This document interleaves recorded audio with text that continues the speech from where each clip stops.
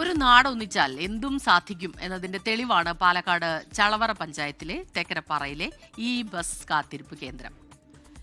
നാട്ടുകാർ ഓരോരുത്തരും സ്വന്തം നിലയിൽ നൽകിയ പണം കൊണ്ടാണ് മനോഹരമായ ബസ് കാത്തിരിപ്പ് കേന്ദ്രം നിർമ്മിച്ചത്. ഇത് വൃത്തിയോടെ പരിപാലിക്കുന്നതും നാട്ടുകാർ തന്നെയാണ്.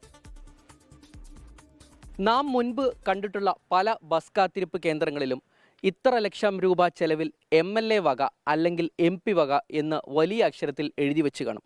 പക്ഷേ ഇവിടെ അങ്ങനെയല്ല. നിർമ്മാണം പൊതുജനം എന്നാണ് എഴുതി വച്ചിരിക്കുന്നത്. അതിന് പിന്നിലൊരു കഥയുണ്ട്. അത് ഈ നാട്ടുകാരോട് തന്നെ ചോദിക്കാം. ലക്ഷങ്ങൾ ചെലവില്ല. നല്ല ഒന്നാന്തരം ബസ് കാത്തിരിപ്പ് കേന്ദ്രം നിർമ്മിക്കാൻ ആകെ ചെലവായത് 80,000 രൂപ മാത്രം. കുടിവെള്ളവും മാർബിൾ വിരിച്ച നല്ല ഇരിപ്പിടങ്ങളും ക്ലോക്കും പൂച്ചെടിയും ഉൾപ്പെടെ കാത്തിരിപ്പ് കേന്ദ്രത്തിലുണ്ട്. സ്ഥലം PWD തന്നെയാണ്.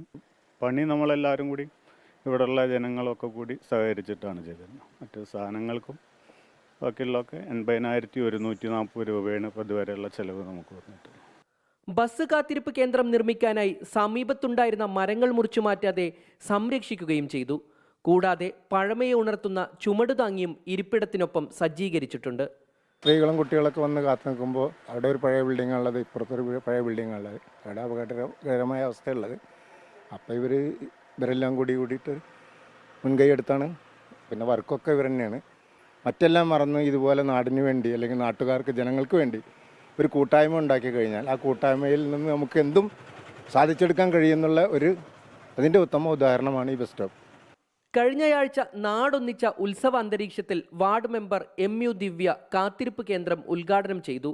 ജാതിമത വർണ്ണ വ്യത്യാസമില്ലാതെ ഒരു നാടിന്റെ ഐക്യത്തിന്റെ പ്രതീകമാണ് ഈ ബസ് കാത്തിരിപ്പ് കേന്ദ്രമെന്ന് ഒരേ ശബ്ദത്തോടെ ചളവറ തെക്കരപ്പാറക്കാർ പറയുന്നു.